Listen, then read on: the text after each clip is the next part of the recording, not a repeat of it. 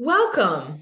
I would like to begin by telling you a bit about the Country Bookshop in Southern Pines as you all log on now or are watching this in the future. The Country Bookshop is in downtown Southern Pines, North Carolina. We are unique in that we are a bookstore that is part of a small community, twice weekly award-winning newspaper called The Pilot.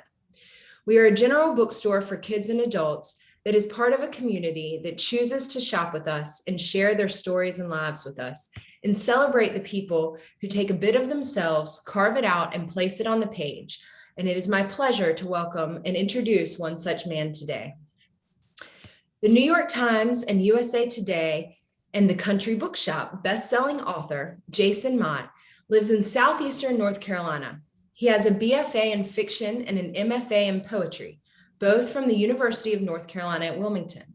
His poetry and fiction has appeared in various literary journals. He was nominated for a 2009 Pushcart Prize Award, and Entertainment Weekly listed him as one of their 10 New Hollywood Next Wave People to Watch.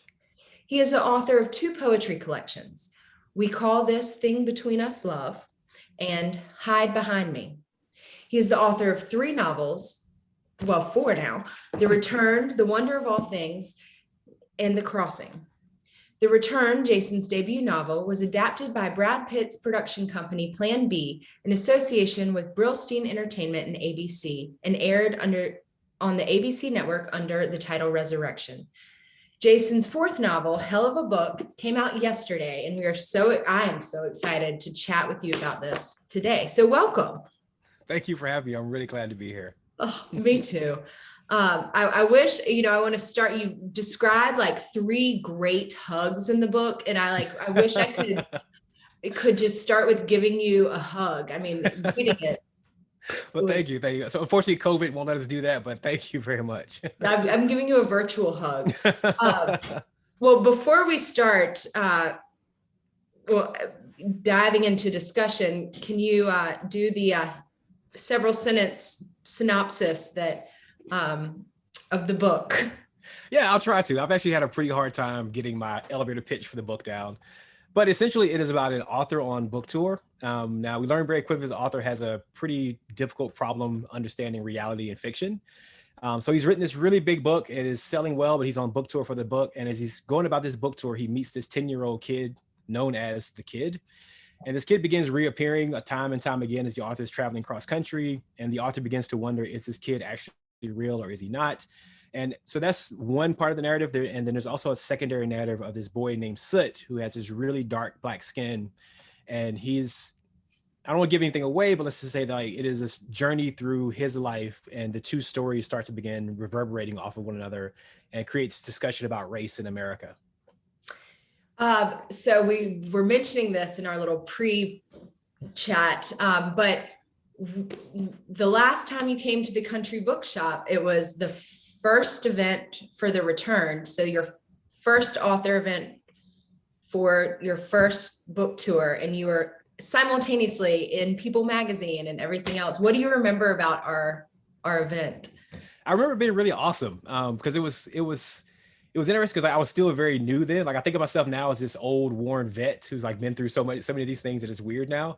But that was a really special one because it was the debut novel, and it was my first time talking about this book that I'd written. I mean, debut novels are such a special place for an author because again, you spend your entire life trying to get this book that you try to get publishers and agents and people to read, and then all of a sudden here it happens, and you're on a book tour. And then there I was at the Country Bookshop, very first time, and talking about it. Everyone there was so welcoming and warm, and it was just such a great space. So I have really great nostalgic feelings for the Country Bookshop. Well, that makes me happy. I remember that event, and I remember you had just quit your job at the last possible day. Because you're well, I'm just gonna work till I gotta get the last paycheck. And when reading this book, it just resonated so much. There's one part in the book where you talk about let me get to the little million whatevers controversy, referencing Oprah and the Million Little Pieces craziness, and you reference what Oprah's book club meant to book sales. And it was just announced this week, super exciting that your book is a read with Jenna Pick. Can you talk a little bit about the irony of that and the fabulousness of that and what that means? Yeah, it's funny. There's all kinds of irony happening with, the novel and obviously my real life, because so much of Hell of a Book is very obviously patterned after a lot of my real world kind of experiences. There's the other irony is being here at the Country Bookshop, beginning the tour, because so much of Hell of a Book was written about my first book tour when I was on tour for the Returns. Like that is where a lot of the information for Hell of a Book comes from. And so now to be here, and I mean, yeah, I wanted to make fun of publishing a little bit and poke fun at how not book clubs work, but like how the publishing industry works behind the scenes. Because so much of when the Return happened, so much of it was this introduction to publishing and media trainers and publicists and agents and editors and like trying to figure out how all of this stuff works. And I do remember when like the Oprah book club kind of shut down, like that did impact the industry. And it's funny now being here and having the Today Show announcement and having the Jenna book club plate for July, which is unbelievably awesome. It is fodder. There's a really weird cycle of irony that's happening here. And of course, it's fodder for another story somewhere to be told.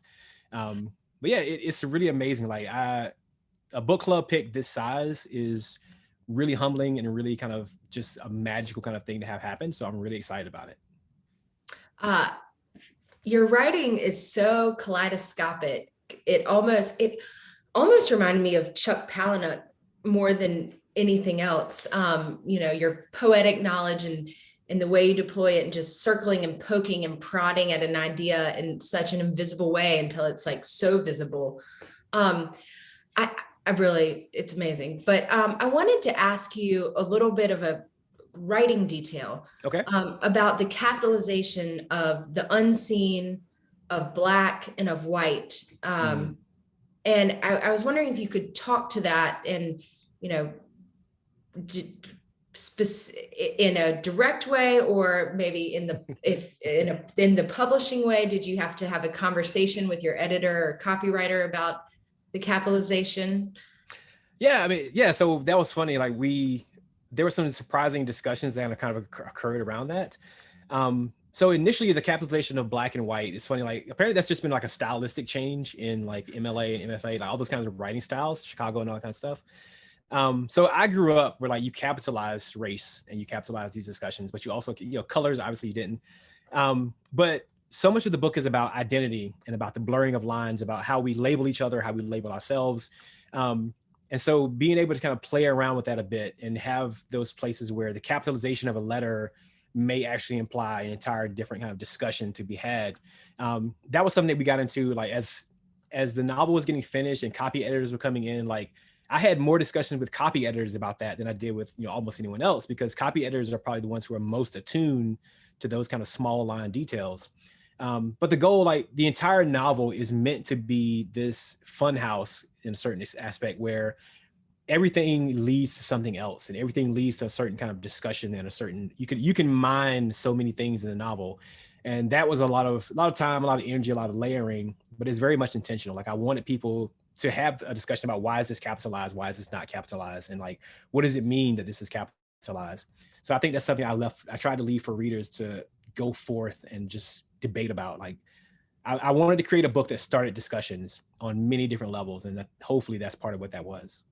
Well, when I send this out and I'll link to it, I started my own discussion with myself in Google about this. So there's some interesting, as we pull together book club stuff, some interesting articles that I think our readers might find of interest as they start to have these conversations.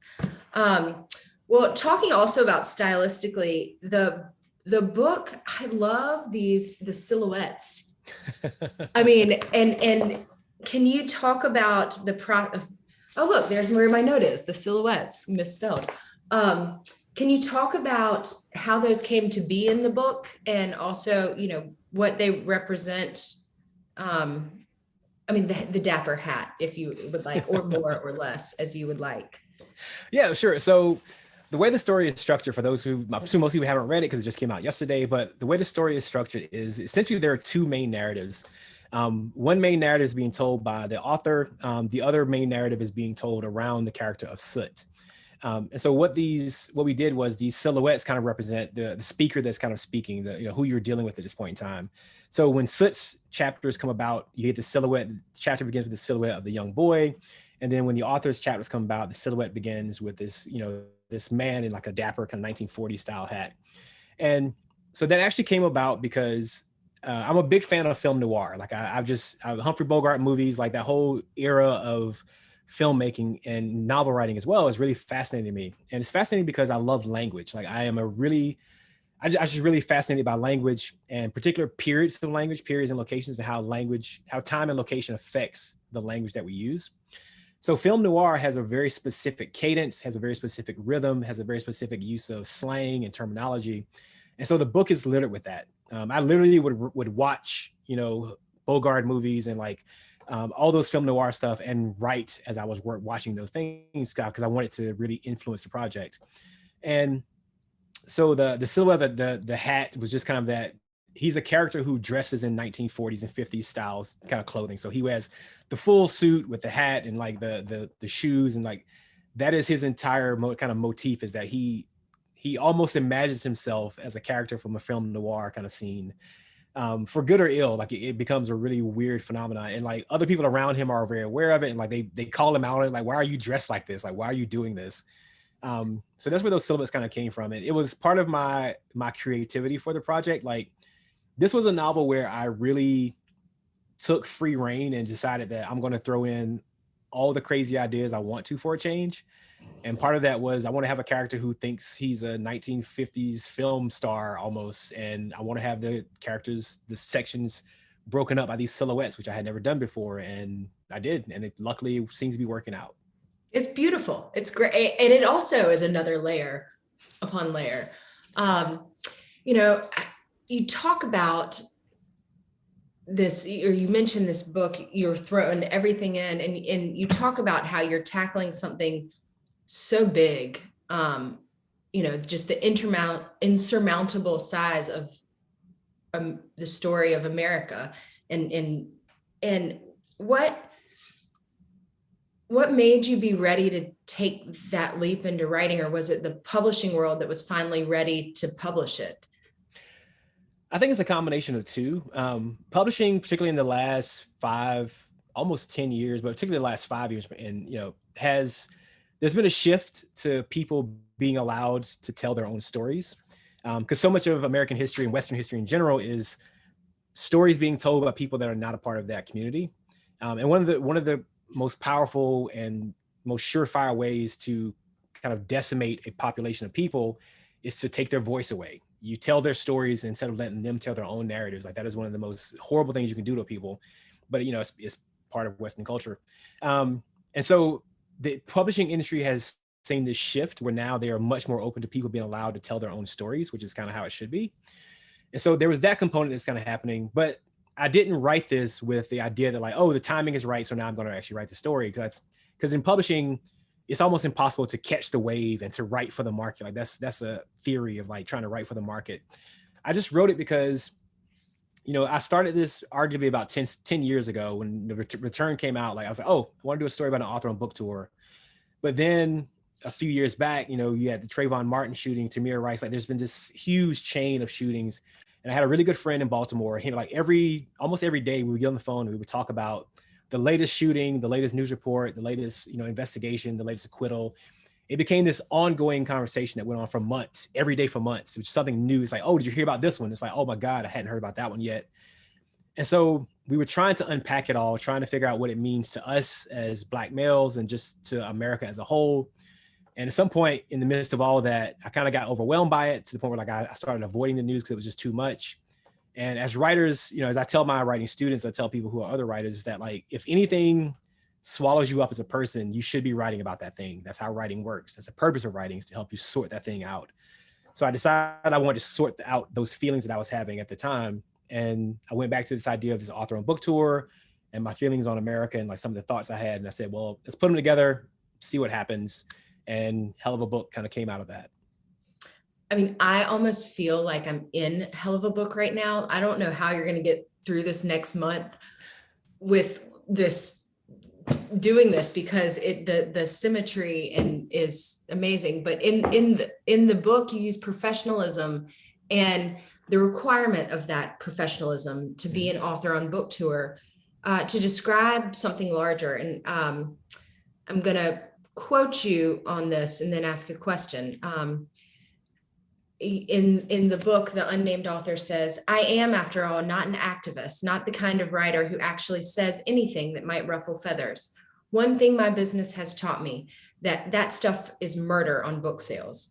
No, I'm none of these things. I'm a professional." And you kind of puzzle piece it, this professionalism, into the underlying narrative of being seen and unseen. And of course, and I was wondering if you could talk to how you use professionalism in the book. Yeah, professionalism in the book, it does a lot of heavy lifting, honestly. Like it's a stand-in for several different conversations, and I want to kind of definitely leave space for readers to find those conversations themselves. So much of being a minority, particularly a Black minority in America, is this duality of you are both completely visible at all times because you look so different and you stand out, and America always sees you as this other kind of thing. And yet you are also somewhat invisible because oftentimes your thoughts and your needs and your desires and the wants of your community are not represented. And you feel very much this unseen component. Like you're not the image of America, according to like the narrative of America. You're not that image, and yet you are there. So there's this duality that kind of always exists. And as you're oftentimes taught that professionalism in particular, like particularly if you're a Black male or a black kid period, like you're taught you have to be better. You have to do 10 times better to get noticed on an equal level. And you spend your entire life, and that oftentimes manifests itself in this idea of being professional. Like above all else, I'm going to be a professional person in my field of study, in my work, in my life. Because again, there's this lens that America puts on you where you are always watched and you're always seen and you always stand out. And it is always this challenge. And yet at the same time, you're almost never seen for who you actually are. And so at the same time that you are being watched, you're also this unseen component. And that manifests itself, I would argue, oftentimes in this idea of, I'm going to be seen as a professional. And that's what this author wants in the story. He wants to just be an author. He wants to just be a professional who writes books and goes on tours and is seen as that thing.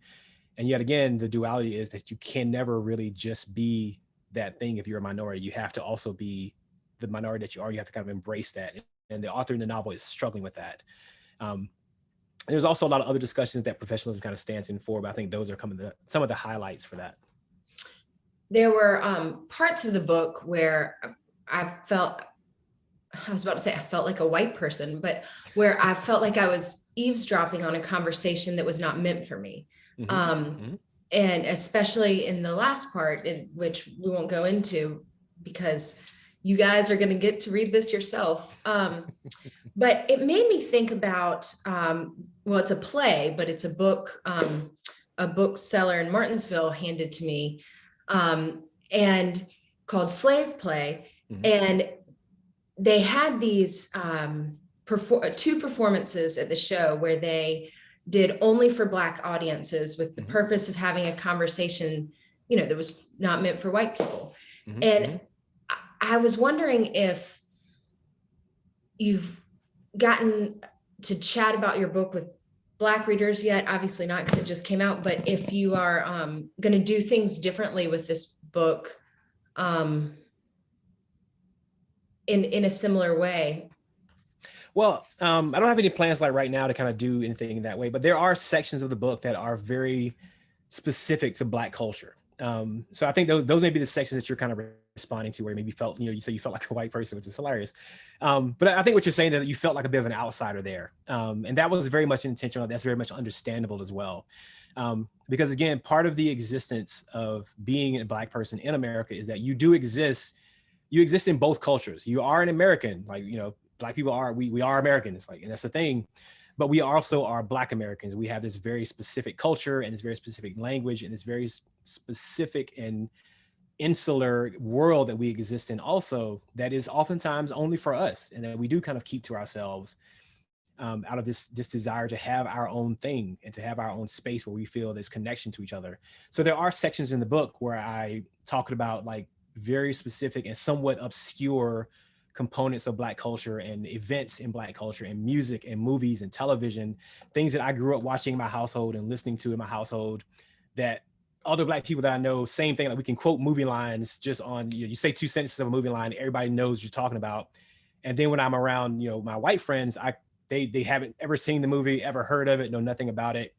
And there are moments in the book that do exist in that space, because that is also the reality of being a minority in America and being in this skin that I'm in America, is that like, yeah, I'm an American and I'm proud to be an American, but I also am part of this beautiful, wonderful, quote unquote subculture of Black America, where like we have our own language, have our own movies, our own music, Christmas stuff that we do and listen to. And that's very much a part of, so I wanted that to be a part of this story as well. Under my little question, I have a quote. I had so many quotes in my notes for this that I had to take them out because I was like, half the book was quoted in here. But you say like Freaknik back in 96, like you just woke up in a sea of blackness and there ain't a white face in sight. And you didn't know that feeling existed until that very moment. And it's so foreign and yet so beautiful, and you don't know what to do with it.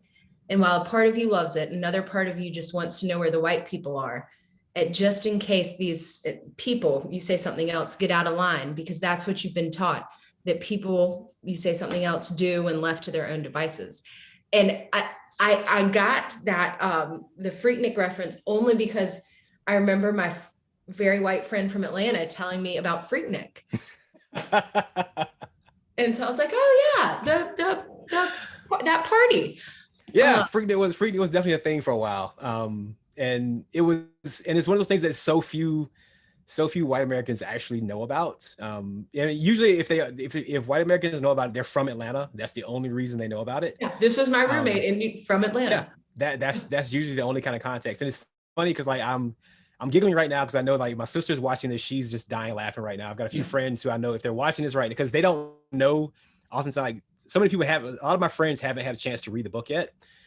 So I know that I've got a lot of friends right now who like they just found out that I referenced Freaknik in this novel. So I know that they're just dying laughing right now. In 96. Yes, exactly. Specifically, yes. So it's just, that's why I kind of giggled there so hard. But yeah, like there's so many components like that. Cause again, like if you are a Black person of a certain age in America, like Freaknik in 96 says volumes about what I'm saying about that moment and about that feeling that the character is having in that. Like that is such a unique kind of anomaly in Black culture and Black existence, that again, like there are so many people that will get that reference on a very deep core level, and then there's a whole lot of people who will not understand what I'm talking about, and they have to Google it and still won't quite understand it. And that's fair. Like that's what the novel was meant to be about. Like the novel was meant to have those moments that are only for certain people at times, and there's so much of the novel that is for everyone to come to and discuss and talk about. It reminds me of a Dave Chappelle thing on Saturday Night Live, and he was talking about being at a party at the Obama White House, and he was like, it was like all Black people and Bradley Cooper. And but yeah, it's true. There's parts when I was not eavesdropping, I was listening, and it was meant for yes, a white person to listen to. Mm-hmm. And so I wanted to jump. You talk about the culture crew. Mm-hmm. Your author referencing his job in a call center prior to going on book tour. And you use it as an example of corporate American life, but it felt very much like the South to me. And I'm going to read you 2 quotes and then ask you a question. And I'm just going to do it. It's probably, I don't know what it is I'm doing, reading to you, but I think for our listeners, I would like to do it.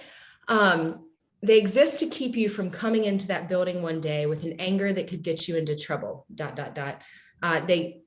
They carry baskets filled with miniature candies that sometimes spill out on the floor, leaving behind a trail of sugary goodness marking their sacred path for others to follow. The culture crew disappears into the hive of cubicles like steam. One moment they're there, the next moment they're gone. So in my imagination, they're everywhere, always ready to pounce. And I want to jump to another part of the book. And it's the irony is enough to fill me to the gills and beyond. So my stomach does all it can. It vomits up all of the chocolate, all the Twizzlers, and all the lynched dreams, the redlined hopes, the colorblind promises that got stopped and frisked, the brutal melanin-driven, epigenetically inherited America that nobody, not even me, wants to talk about. It all comes erupting out of me faster than the red glare of those famous rockets bursting in air.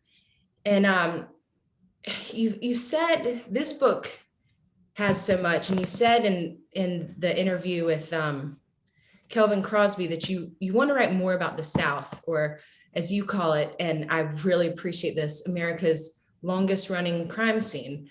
I wondered if you could talk to those quotes, or to give you another way to answer, how do you hope you do a good job of kind of talking about the South in this book, and I was wondering if you could speak to it. Sure. Yeah, so I mean, as hopefully as people know, like, I'm born and raised in the South. I live in Southeastern North Carolina. I've been here literally my entire life. This small town of like 600 people. The South is a very interesting place for obvious reasons, but I also think it's interesting for not so obvious reasons. I think the South represents the reality of America as opposed to the brochure of America. The brochure of America is very much this kind of utopian place where, racism's gone and we've solved the problem and everything's okay. But the South doesn't try to be that. The South is very much aware of its issues. It may not talk about it openly, but it talks about it in all the subtle ways that, family members talk to each other, like through glances and through actions and through small things. And so for me, I'm very because the South, people hear the South and they think of, like rebel flags and white people and civil rights, and these are all accurate things to think of when you think about the South, for sure. But that also glosses over a lot of the multicultural components of the South. There are so many Asian populations here, so many Hispanic populations here, like there are so many African populations here. Like the South is more of a melting pot than I think people actually know, and I find it to be very interesting. And yet at the same time, you're always in this place where I really do love living in the South, as much as I hate the temperature sometimes, like particularly now. I love growing muscadine grapes and planting peach trees in my front yard. And I love the Southern drawl and the deep, thick accent my uncle has next door. And I love going over to my aunts and my grandmother's houses and hearing that specific form of language come out of their lips. Like I said, I love language. I love the Southern accent. I love the small, rural East Arcadia accent. And like, you go to Dillon, South Carolina, there's one accent there. Like, I love the South. Yet I also cannot pretend that the South is not a place full of blood and full of flaws and full of terror and neighborhoods you don't go into that still exist, and people that drive by in trucks and you see the truck and you know all you need to know about who's driving that truck and the behavior of that person and what happens if you guys run into each other at a red light. All those things are also the South. And so a lot of my existence, a lot of the existence of a lot of Black Americans and other minority Americans that live in the South is trying to find that duality between loving the soil that bred you and kind of not loving the other components that are also in this same soil as well. What do you do with that? You can't sift it from the soil. It is what it is. And you've got to find your place in that. And if you don't find your place in that, it eats you alive. And so a lot of my existence, a lot of the path of the novel is this person trying to find their footing on this same soil that they grew up in and trying to find what it means to them and like what the South means to them, but what America means to them as well.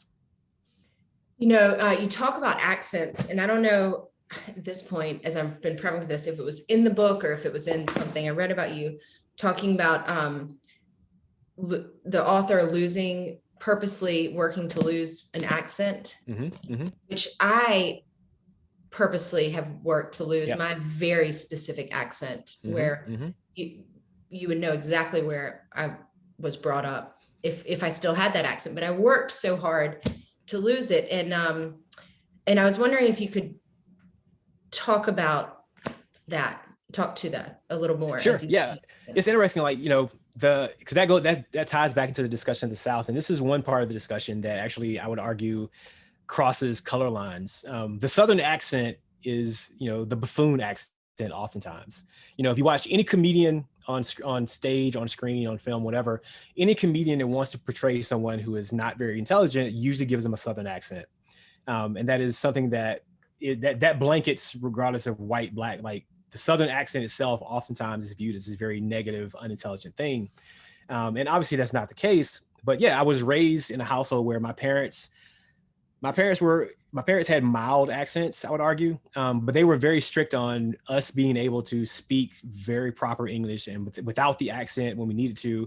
Now, again, like the way I'm speaking here, you get me at a barbecue with my aunts and uncles, my family, like, this is not how I sound. And I'm sure yourself, like when you're back home with these people that you grew up with, this is not how you sound. And that is part of the identity of the South. Like, you slide in and out of these communities, and this accent becomes the pass that gets you into and out of these communities oftentimes.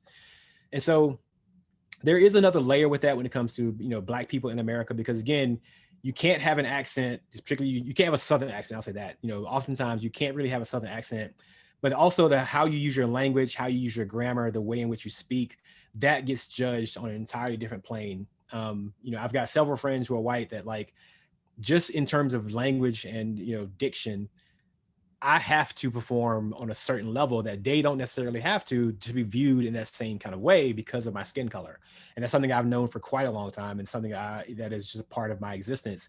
And so my parents taught us that growing up. My parents very much raised my sisters and I, and we passed it on to our nieces and my nieces and nephews, this idea that, like, there's a diction in the language you use at home and with your family, but then as soon as you cross over into, the white world, you also need to be able to navigate that, and language becomes the means to which you navigate that. And because how people view your language is oftentimes how they view you as a person. And that's one thing that people often overlook.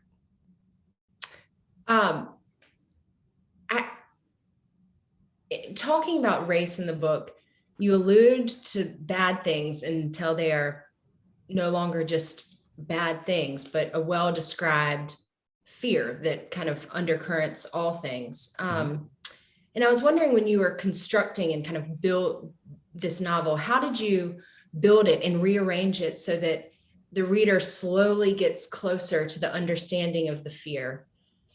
Because I know this has many iterations of timeline as you've worked through this for years.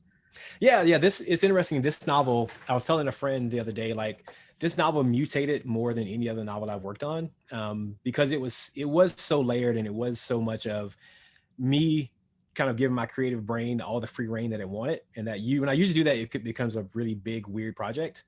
And awesome. Thank you so far. So thanks. But a lot of it is the conversation, and the thing we're kind of leading up to, which I'm trying not to spoil for readers, is this component that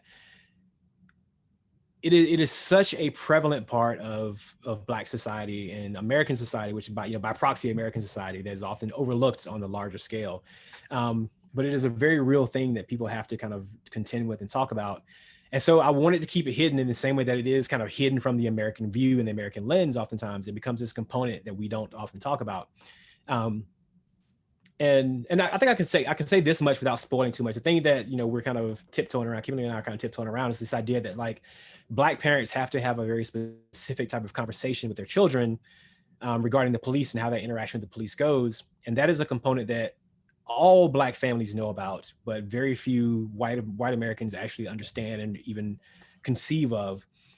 And so leading to that discussion, and leading to what that discussion does in terms of the characters in the story and the components of that, I won't tell too much of that part, but it was a matter of, I wanted to ease into it, and because the character in the novel is trying so hard to avoid these topics.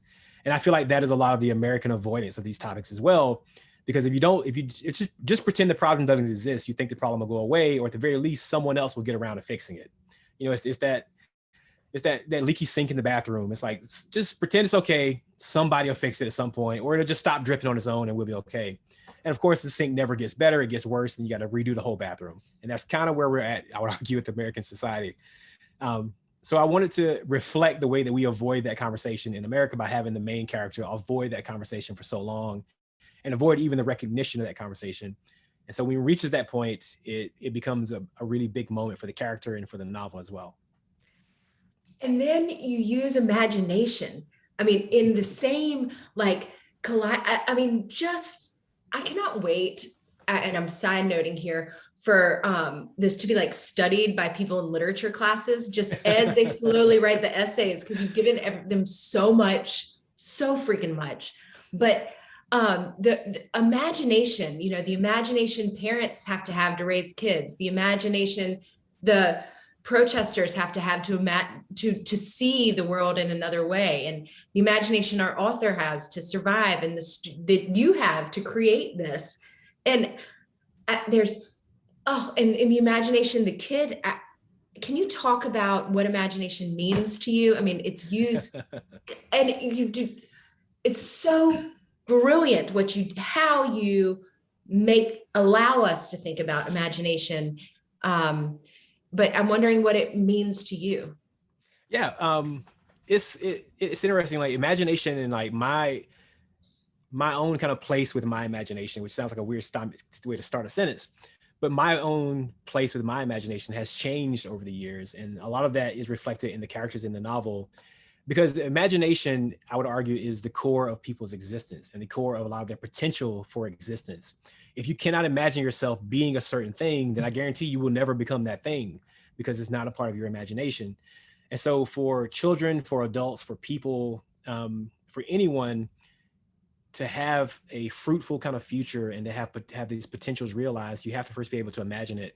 And so oftentimes what happens is you grow up, if you look a certain way, certain skin color, certain gender, certain, all those kinds of things that identify us, your imagination gets very limited because you don't see yourself in a certain way. You can't even conceive of you being a certain thing because it's never been a part of people who look like you or people who behave like you or whatever that thing is. And that smothers your imagination. And you don't think of yourself as being able to write a certain kind of book or film a certain kind of movie or sing a certain kind of song or pursue a certain path of career. All these choices that we think are matters of aptitude, which to a certain extent they are. But I would argue that more than anything, more than aptitude, you have to have an open imagination. You have to have a flourishing imagination to believe you can be that thing. And so for me, back in college, to go back, eons ago, back in college. Take us there. Back in college, I definitely had my imagination was a lot more freer than it would be later. My undergraduate thesis was this really bizarre Christmas tale about Rudolph the Red-Nosed Reindeer. It was really bizarre, really weird. And everyone who read it says the weirdest story I've ever written, but it was a free imagination. Like I read that story, even now I can read that story and I wonder how I wrote that story because it's so weird. Like the imagination is so bizarre. And then after that, I felt like that was holding my writing back because I felt like my stories were just too weird and too bizarre. And so I started writing like people I admired a bit and just kind of trying to hone that in, rein it in a bit to be a bit more realism based. And that's how you got The Return, which is mostly realism, but a little bit of fantasy, a little bit of imagination and fantasy thrown into it. And that took me so far. And again, like I'm not knocking those books. I love those books. I'm not knocking anything there. But there definitely reached a point with this novel in particular. After my last novel, after The Crossing, I felt my imagination being smothered more than I wanted it to. And so I told my agent, I said, I want to write this book and I want to write it as weird as I can. And I just want to go do that. And my agent being super supportive, unlike the agent in the novel, but my agent in real life is super supportive. And she basically told me, she's like, if you think you want to go do this weird book, go do your weird book. Like, just go do it. I didn't have a publisher at the time. I had left my publisher to go off and so when I started writing it, I said, all right, imagination, we shook hands, talked about it one day. I said, you have free reign to do whatever you want. I'm not going to second guess you, no matter how bizarre what's happening is. I'm going to let it play out and see where it goes. I'll fix it later. And so that was one of the most empowering moments I had as a writer. And it's amazing. It took me, I had been a full-time author for like 8, 9 years at that point. But having it now, especially having it work out as well as it does, even my own imagination has become opened up again. And so I always stress that one thing we have to tell our children, and this is discussed in the novel, so I'm trying not to spoil too much stuff, is that, little Black kids should be allowed the same imagination as other kids are. They should be allowed to conceive of themselves as all these things that society and TV and film and books oftentimes don't allow them to see themselves as. And the moment we stop allowing these children to imagine themselves as all these other things, you completely cut off their potential and aptitude, and you completely ruin a large part of their existence. And one of the things the novel talks about is how there's a component of that is almost unavoidable, and parents have to kind of navigate that place between, do I tell my child that America sees them really differently? And by doing that, by telling them this, it will crush a part of their imagination. Or do I not tell them? Do I let them grow up in a world pretending that everything's going to be different, and then they wind up getting something bad happen with police officers or anything like that? So that's a lot of what the novel talks about, like that burden of parents of having the talk with your minority child.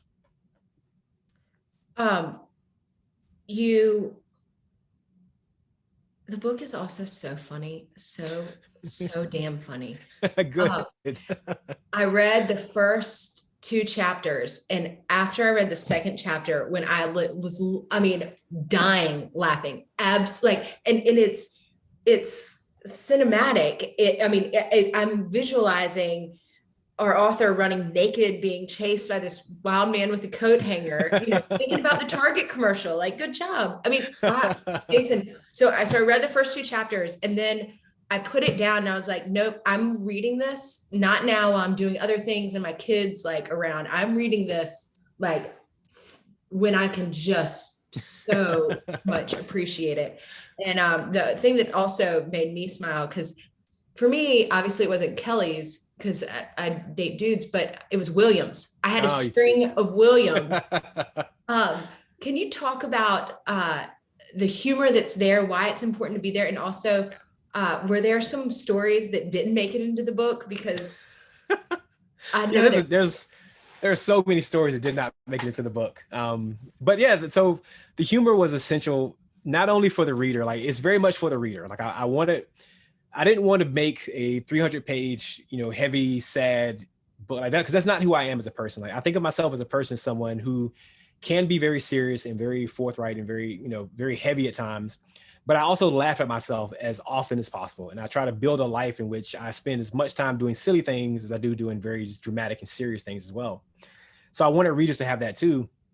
But also in the writing of this project, the heavy moments in the book are extremely difficult. They're about very difficult topics that it took me a lot of soul searching and a lot of hard nights to write about, because so many of them are from my own experience, from the experience of others that I know. Like there are some hard, heavy moments. And so just for my own sanity, I needed to laugh. I needed a break from that. Like I needed a break from those hard days of writing to just like go back and say, you know what, I'm gonna edit this funny scene today.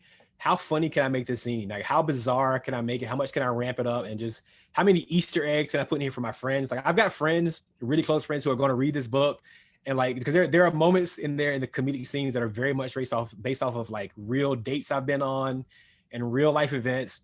So I've got friends who know the backstory of some of the scenes in the novel. And like, I've intentionally thrown in Easter eggs and things like that. Like, so that became a part of the humor for me.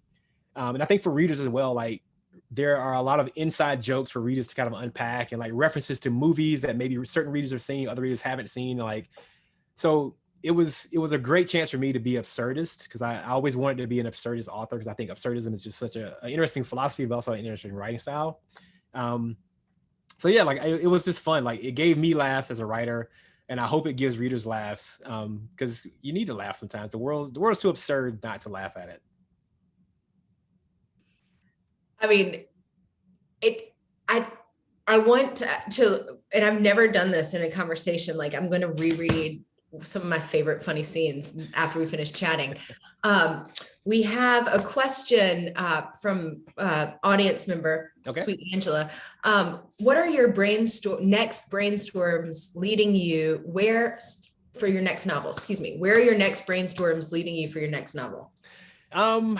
So I'm gonna unfortunately have to duck this question a bit, because one thing I've learned is like I'm really terrible at discussing work that is like kind of early in like the early nascent stage. I do a really bad job of describing it, and it just comes out sounding terrible.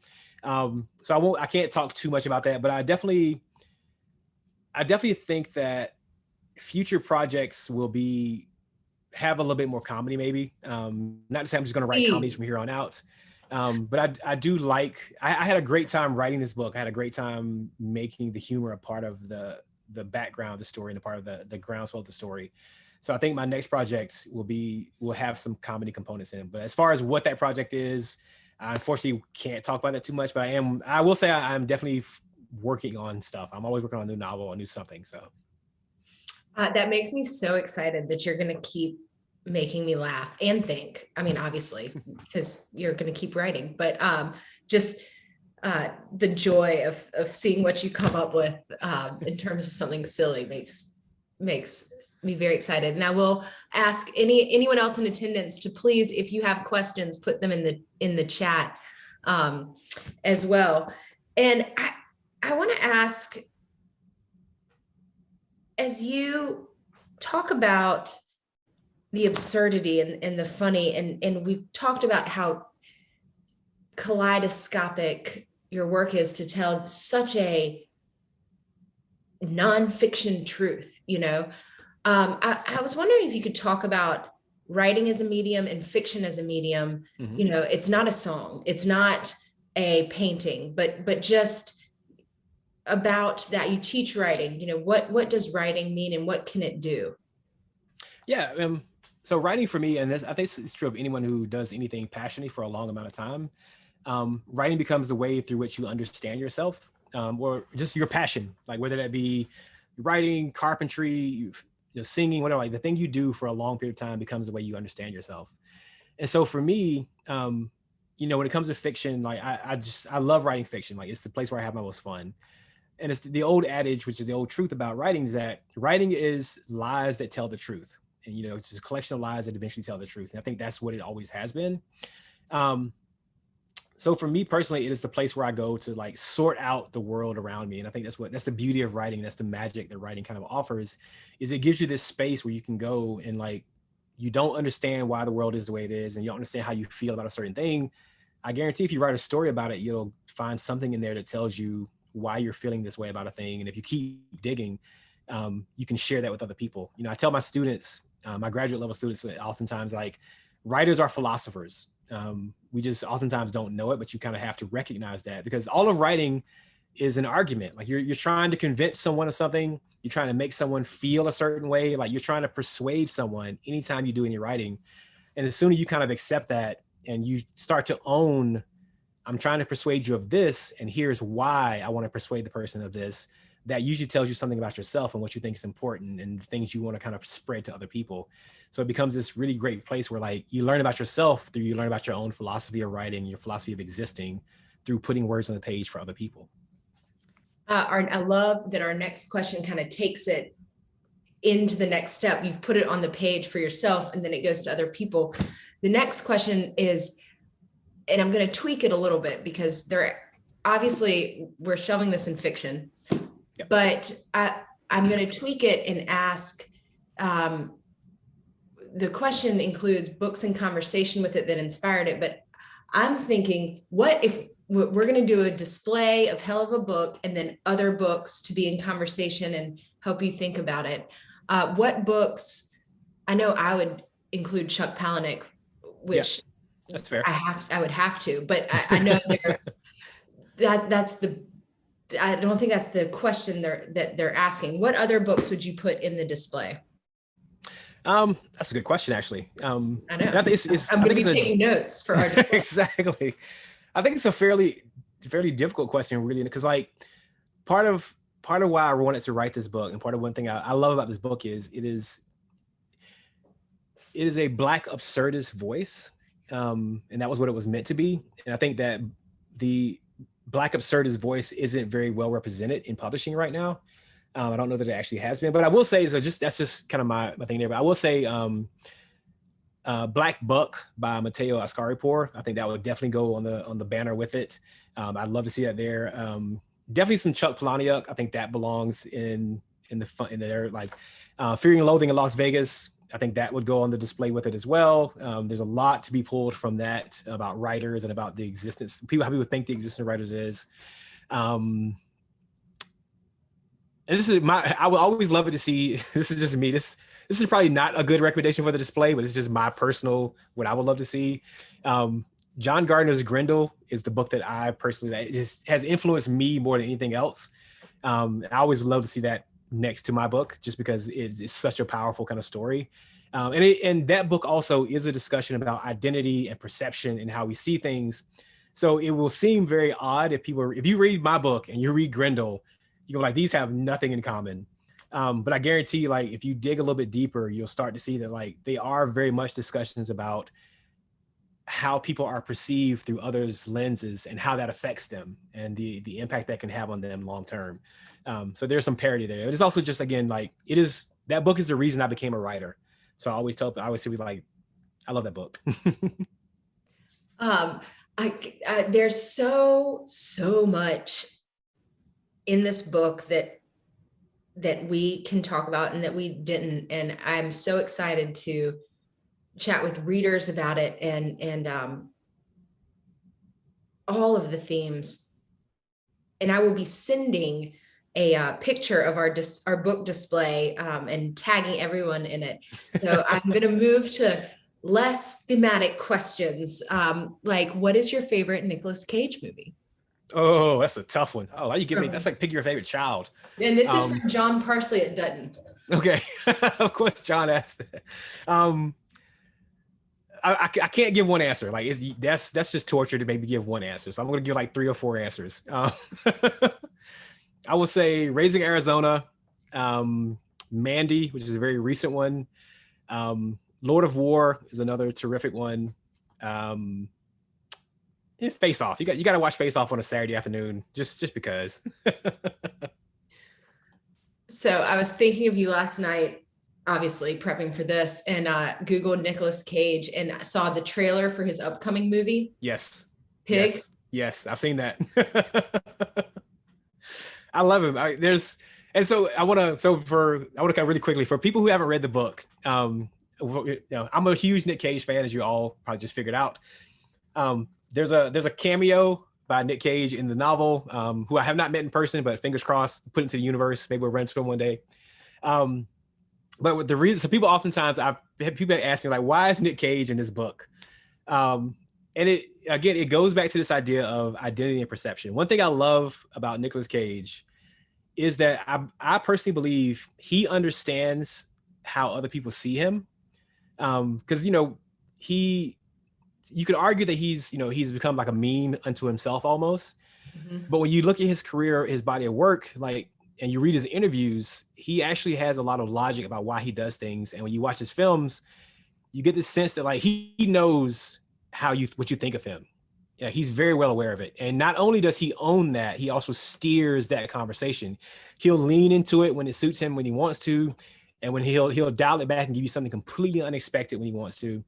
And that ability to understand the lens through which you're seen and to own it, like to actually really control and love the image through which you're seen and like to really own it.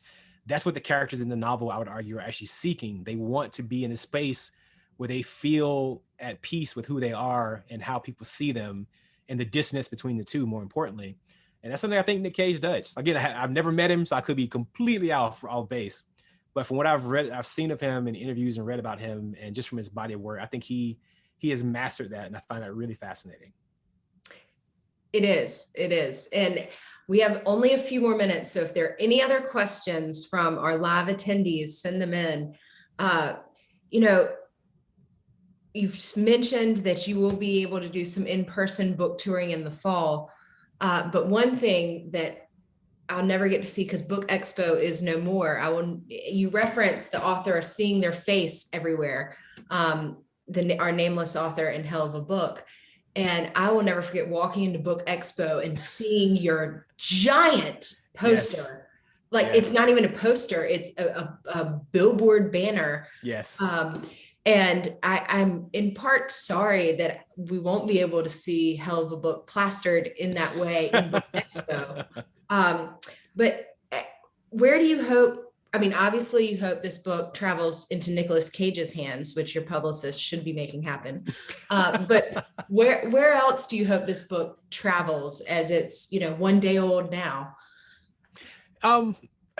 Honestly, I mean, the short answer is you hope it travels everywhere, because it is a book that I want to spark discussions amongst people who oftentimes, I feel like in the last few years, people have watched the world from afar and seen like a lot of the chaos, just this moment of change. I don't call it chaos because it's not really that. This moment of change and this moment of people kind of voices being heard that have not been heard in quite the same way before, and voices kind of speaking out that haven't spoken out in this exact way. It's been spoken out before, but not in this exact way. And I think there are people who don't know how to approach that conversation. They see it happening and they don't understand it. They don't know how to like enter into it. And what I wanted to create was a book that like found those people who were looking for a way to understand what is this, why is it so hard? And what is this challenge that people talk about being Black in America? What is this idea that like Black people are different and you're viewed differently? And what is that? I want to learn more about that and want to hear this conversation about that. So the goal is that it finds its way into those people's hands, because that's part of who I wrote the book for. Not all of who I wrote the book for, because I definitely wrote the book for people who are living this existence. It's kind of like I am. But I also wrote it for those who are on the other side who just don't understand. Like they're not against, they're not even for oftentimes. They're just kind of neutral and they want to understand some of the issues and the plight and the challenges. And so hopefully the book finds its way to them and kind of gives them a doorway into these very difficult, very layered, very nuanced conversations, because we all need to be having these conversations. That's how you affect change, is through conversation. I mean, you've given so many entry points into the book. It's such a gift that you've given to the world. It's a gift you've given to me that I cannot wait to hand people. And thank you. And thank you even more than that for sitting down with me and chatting with me today. Like, this has been such a pleasure for me. And I cannot tell you how painful it was to not hit every single thematic point, to hang my hat in our discussion on the millions of things that you've given us. The Easter eggs, I can only imagine being your friend and finding Easter eggs there. I'm your professional friend, bookseller, and I found a lot of love and a lot of Easter eggs, and just as a human. So thank you. Cool. No, thank you very much for having me. Like I said, there's a wonderful irony of coming back to the Country Bookshop for this particular novel of all novels. I think it's so, the universe just does wild stuff sometimes. I think it's amazing. I know. You are living, like, I can't wait to run into you after you're done with this and how this is going to be. I'm sure there'll be more stories to tell. I'm positive of that. That's the truth. Well, thank you guys. And yes, I will be hosting a Zoom book club for Hell of a Book to our commenters. You can get the book at the Country Bookshop. Awesome. Take care. Bye.